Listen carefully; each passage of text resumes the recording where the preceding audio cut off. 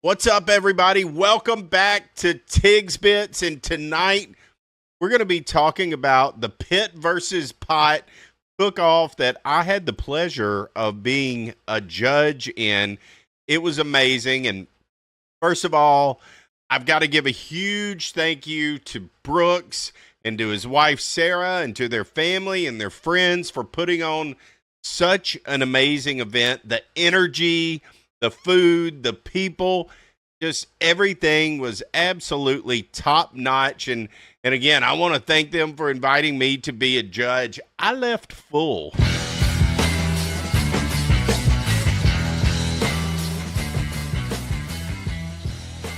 In this episode, I'm going to walk you through every single plate that I judged exactly in the order that I tasted them that day. You're going to see the highs, you're going to see a few lows, and everything in between. And you already know I've got some behind the scenes clips, including how the only perfect 10 of the day was made. So don't forget, hit that like button, subscribe to the channel, and share this video with someone that you know loves food as much as, I think if you're watching this, as much as we do.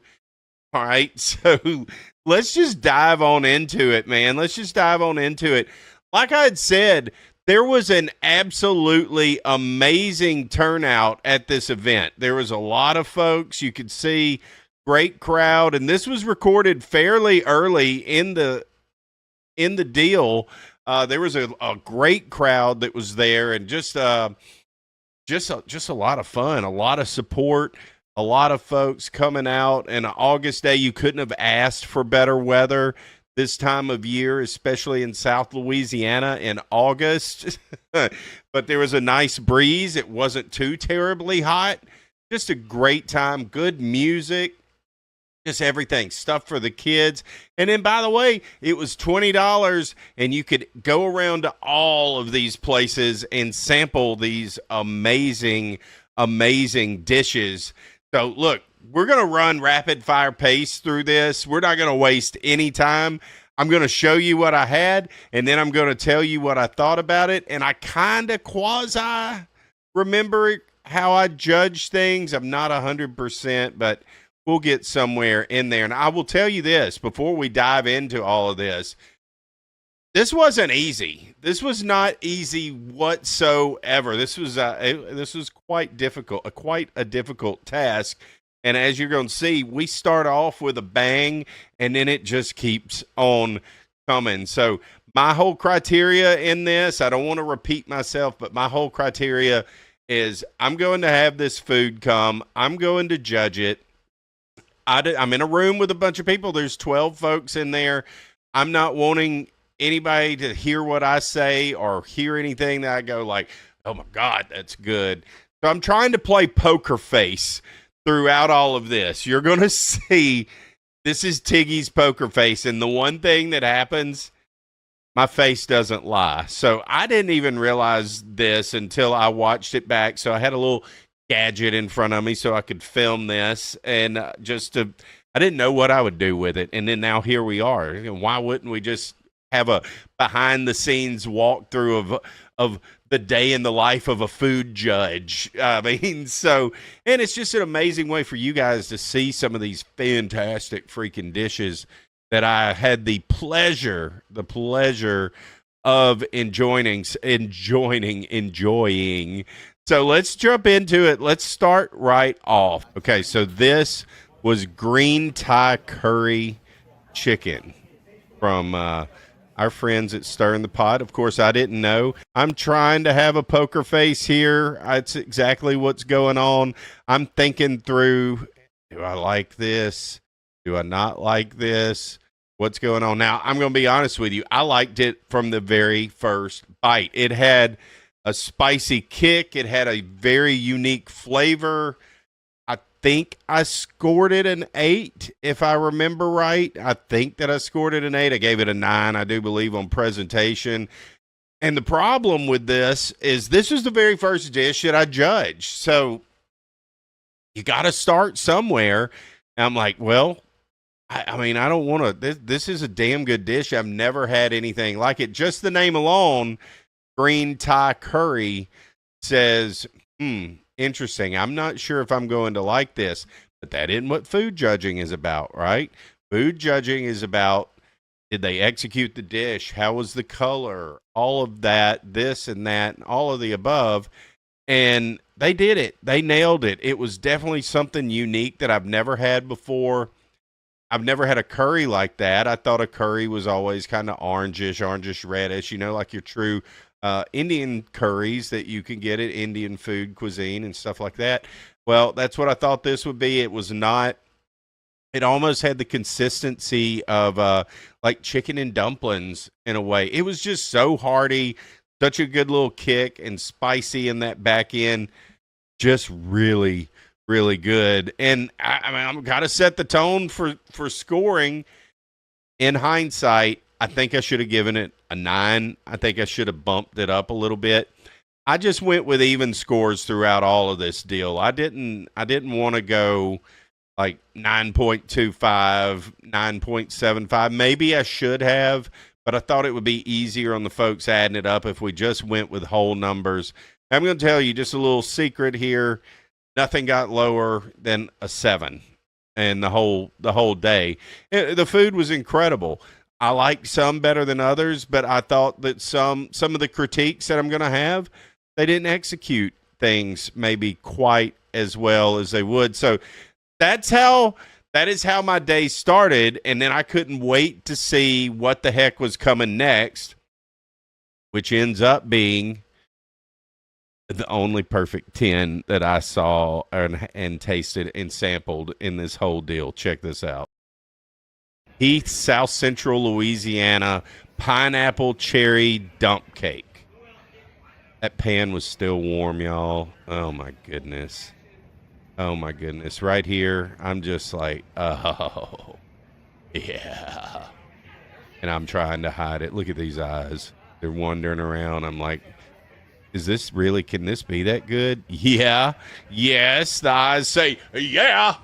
Yeah, it is. And there you see it. All 10s. I'm sitting there thinking, do I give this a 10? I mean, I want to give this a 10. Obviously, I want to give this a 10, but is this a 10? It's the second thing I've had. This is the second dish. Is this truly a 10? Well, with all of the criteria, was it presented right? I love the presentation. It was warm. It almost felt like it was coming from grandmother's kitchen. It was like grandma sent you a little something over for you to eat or something. I mean, it was just amazingly warm, but it was that first little dip into it. It had this layer of crunch on the top, and in that layer of crunch, I've heard others that were like it had graham crackers or something. No, I'm going to show you here in just a second how the hell they made it. It did not. It did not have that. It was just the way that it was cooked, and that top layer was just cooked enough, just browned enough to have a little bit of a crunch. And when you hit that spoon into it, you felt the resistance, and then the scoop, and it was all lusciousy and sweet and juicy. It was just phenomenal. That dish won the pot category, and then not only did it win the pot category, it won the grand champion of the whole event. It was dynamite. It really, really, really was. It was just as good of a thing as I've ever eaten in my life. And as you're about to see, it's so simple to make. It's just so simple to make. That's what blew my mind about it. So there you go. There you can see their tent. There's Heath's South Central Blend. So they put crushed pineapple on the bottom, just out of a can. She spreads that out. Okay. Patting it down. And she's using a big cast iron pot. Then she takes cherries, and she's going to put a layer of cherries over the top. And that's Mr. Heath, and that's his wife, his lovely wife. And I'm so sorry, I forgot her name.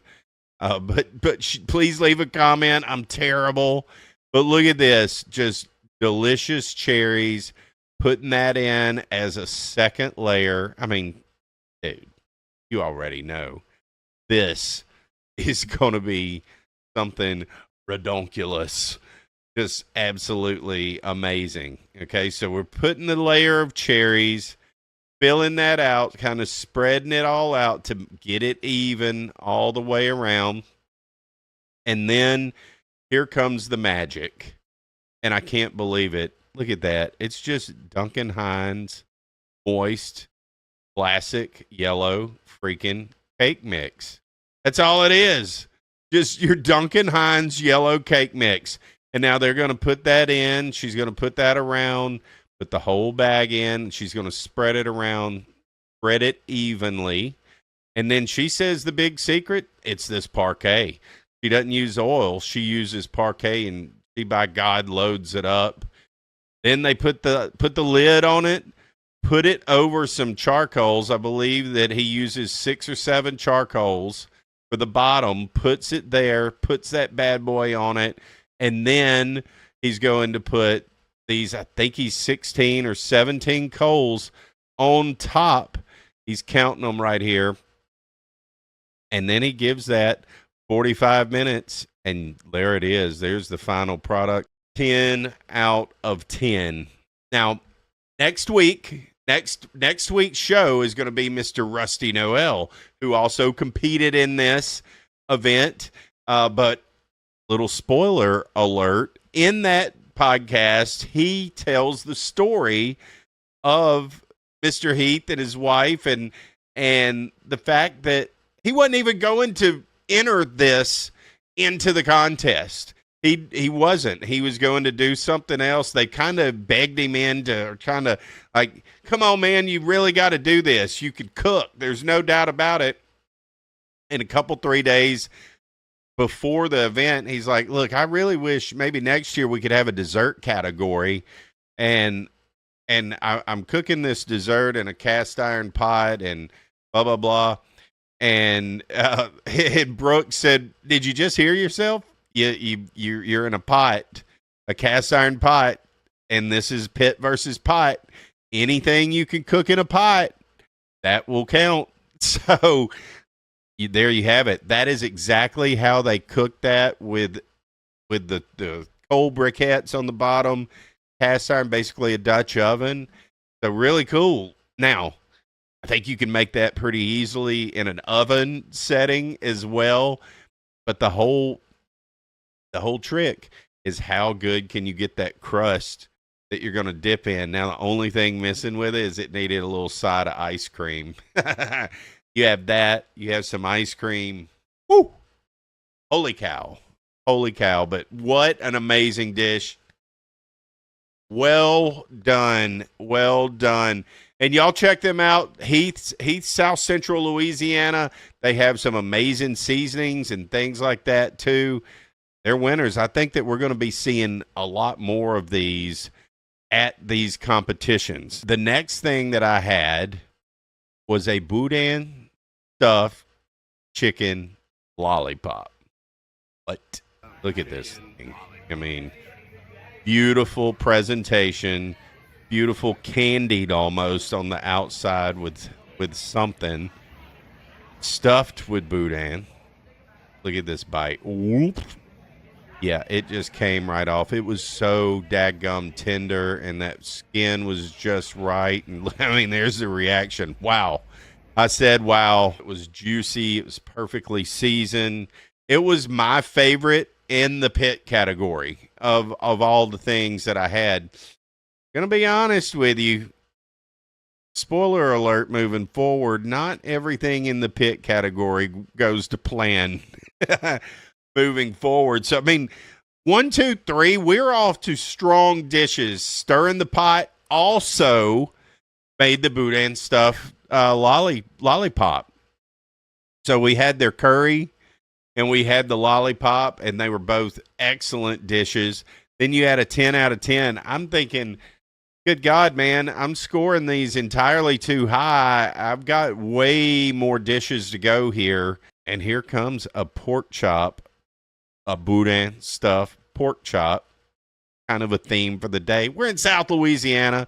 What the hell you think's going to happen? That's exactly what you're going to get. Look at it. Oh, my goodness. Just Beautiful, beautiful presentation. Stuffed. You see all that goodness just coming out. Holy moly, there is a bite. Oh my. Now, look at that. Huge bite. Tiggy's happy. No doubt. You could see this the middle where it was split, where they had stuffed it. I love the friedness on the outside. It had a nice crunchiness. It was just right. Oh, yes.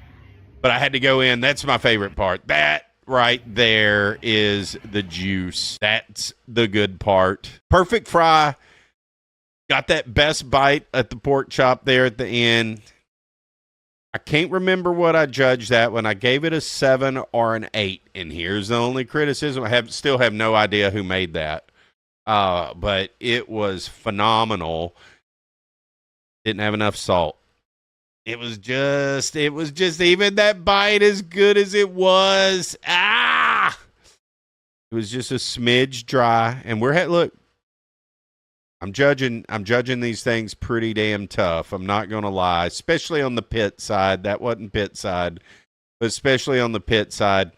But it was still phenomenal. Would I have eaten the whole thing if it was in a restaurant and told people about it? 100%.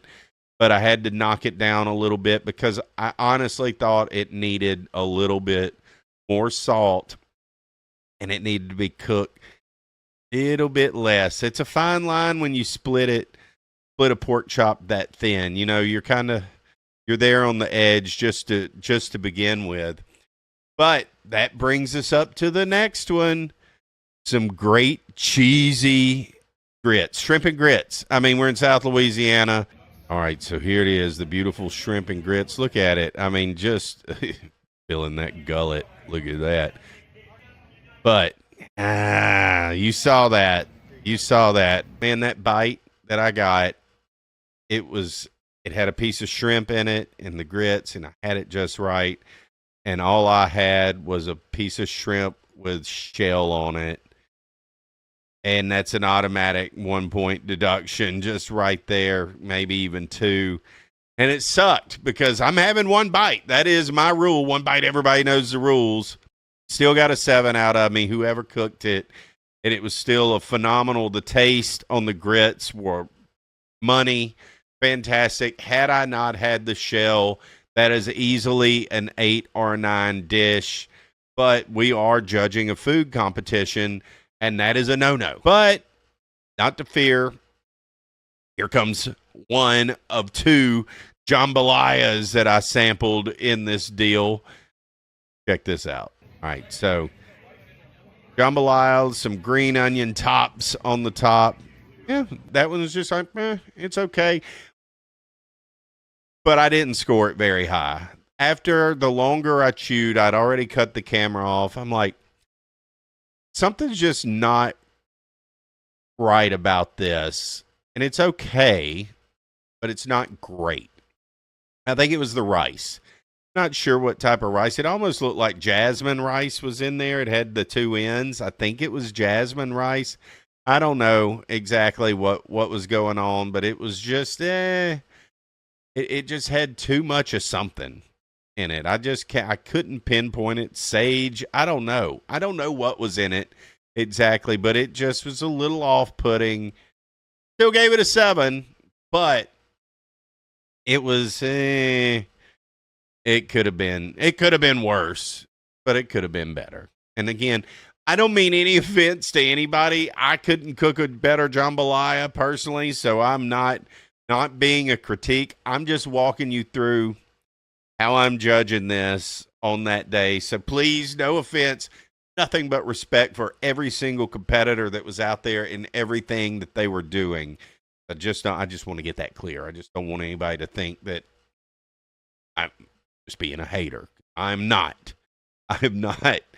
But then came ribs. Here comes the rib, and unfortunately, this one was memorable for more than one reason. All right, but I'm excited. Here's a rib. Finally, something in my wheelhouse completely. Nice little glaze. Glazed right. Nice set, but look at this. Okay. I mean, look at my eyes right here. This is Tiggy going, what is going on? No, this can't be the case. This can't be the case.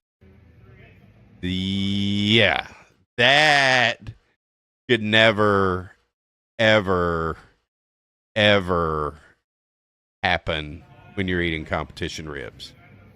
But I got barbecue all over me. But look at the rib. You can see there. I have no idea who cooked that, and I'm certainly not trying to offend anybody. Again, that one, I gave it a 7. It had good flavor. I like the sauce. It set well. The presentation was okay. I was happy to get a rib. But, man, it was undercooked. I'm going to be honest with you. If there was something that I could have given a 6 or a 5 to, it would have been that. I expected ribs for sure at some point. But, and I, again, do not mean this in a negative way, and other judges may have gotten a much better piece of rib that was a lot more tender. I don't know. I doubt it. But it was just so tough. It was unribbable. But thankfully, the next dish was a good little bounce back with another jambalaya that kind of hit close to home. It's chicken and sausage jambalaya, the standard, if you will. I'm like, okay, all right, yeah. Let me go back for another bite of that meat. Yes, sir. I will have another bite of that meat if you do not mind. Obviously, it was my favorite out of the two. It was slightly mushy. The rice was pretty. It looked good. The color and all that was right. Rice was a little overcooked and a little mushy. I'm going to be honest, though. I like my rice like that in a jambalaya, so I ain't really complaining. I think I gave it an 8, if I remember, a 7 or an 8. I really liked it. Like, I would eat multiple bowls of it. It was good. All right, so now we dive in to a seafood bisque. You can see it has a crawfish. It has some shrimp. I'm assuming that's some crab and stuff, maybe oysters. I don't know. There's all kinds of stuff in there. There's a crab claw you can see over there.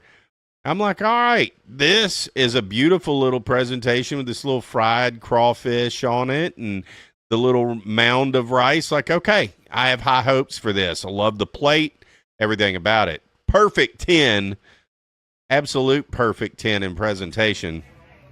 And I have a bite. Look, you can just tell on my face right here and there. I look back down at it, and I'm like, come on. Okay. It just wasn't, it's fishy. It was, I'm just going to say what it was. I think I gave it a 7. And, I mean, no, I'm not a huge fan of the seafood gumbo or seafood bisque or anything like that. Not that I'm not a huge fan. It's just hard to pull off.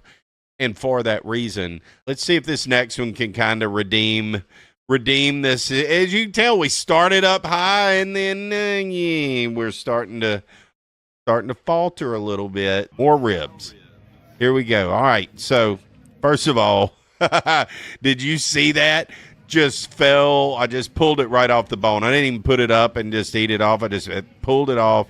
Had to go in for a second bite. Those were ribs, and I do believe that those ribs finished second or third in the whole deal as well. They were fabulous. Now, I'm not going to knock anything for competition bite or falling off the bone. We ain't doing that in this deal. So even if that first rack of ribs just would have had a competition bite, I would have judged it fairly and just said these are competition ribs and these are just good ribs. But they nailed it. They were very tender. I think the Cajun Greek may have done those. I'm not 100%. They were very tender. They fell, as you could see, fell right off the bone. The sauce they had on the top, all of the extra stuff, money. They were really, really good ribs. Were they the best thing I had there, though? No, they were not, and they didn't beat any of the other previous dishes. So at least at this point, I'm kind of got in my mind what's going on. I think I gave them a 7 or an 8. And again, we're getting in the pit category. Piggy's going to be pretty dang hard on that just because that is the one thing that I do feel is my expertise in a sense. So I'm pretty critical, especially on ribs and brisket. And we hadn't had brisket yet, but it's a coming. And then here comes the winning dish, the winning pit dish of the day. And like I said, you'll have to check out next week's podcast with Rusty Noel. But come to find out, after all of this was Rusty's fin, feather, and fur plate. It had alligator, quail, and pork loin that was stuffed with boudin. Stunning presentation, as always. Check this out. And look at it on this board. The quail, the alligator, pork loin. It's beautiful. Bam. All right. I like that. It had this strawberry glaze. Okay. Yeah. Little bacon wrapped popper. My good Lord. I'm not going to lie. This little leg, I had to laugh at it. Saw some other pictures on social media afterwards too. But it came out. Hey, look, I ate a big chunk off of it.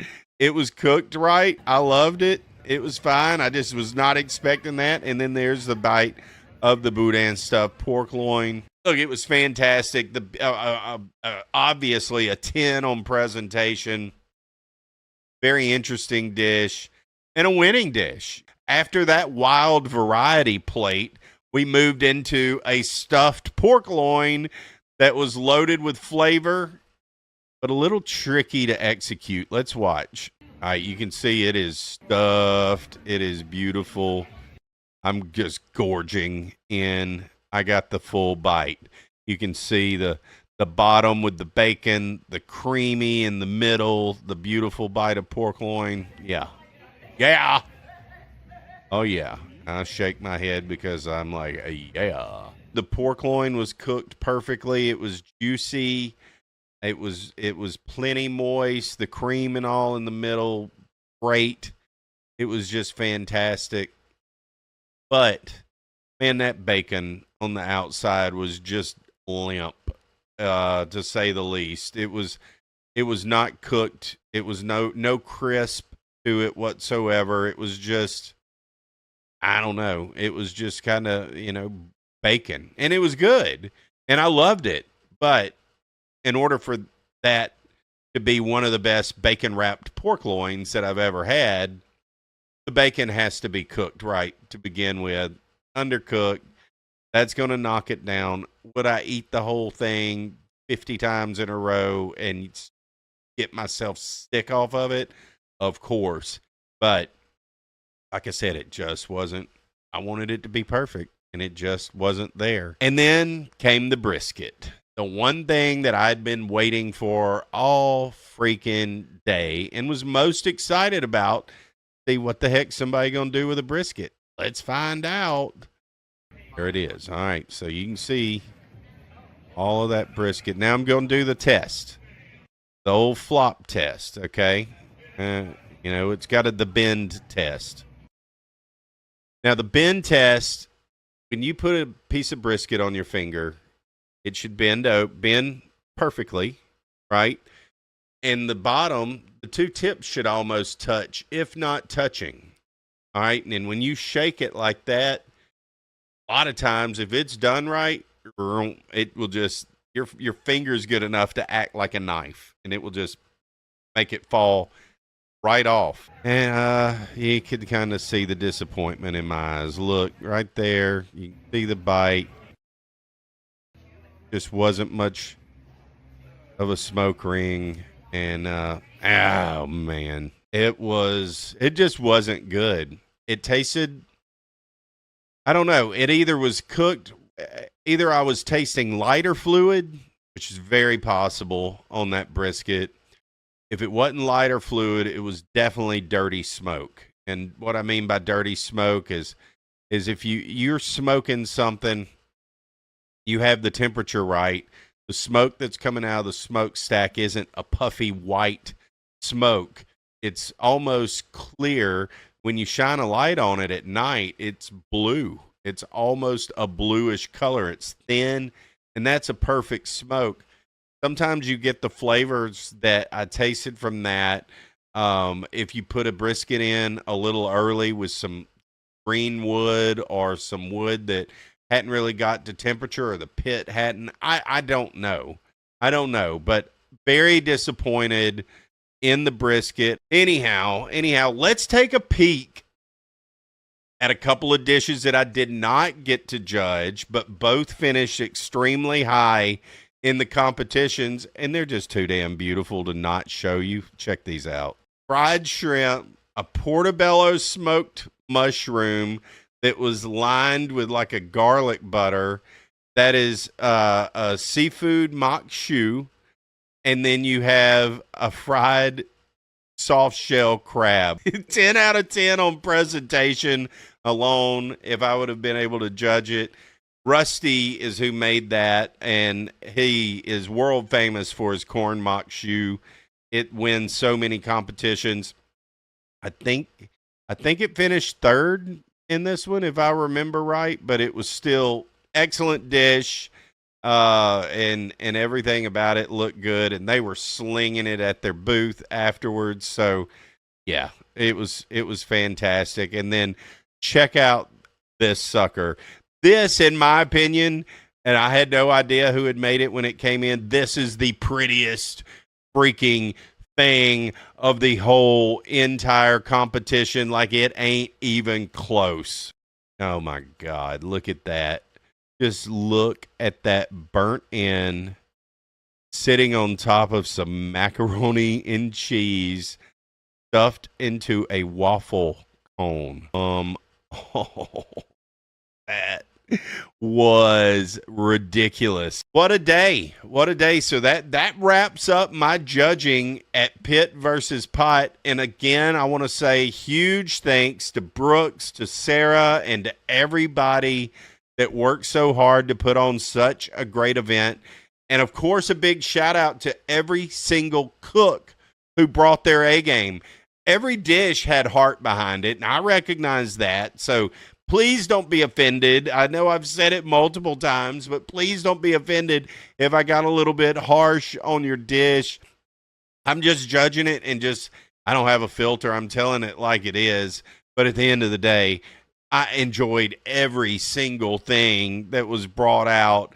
It all had that heart in it, and I wanted to honor all of the work that they did. So, look, if you enjoyed this behind the scenes look, hit that like button, subscribe to the channel, drop a comment. Tell me which dish you would have given a perfect 10 to, or which dish you think, just based off of this that I judged, that you think should have won. So with all of that, appreciate y'all hanging with me. I'll see you next time.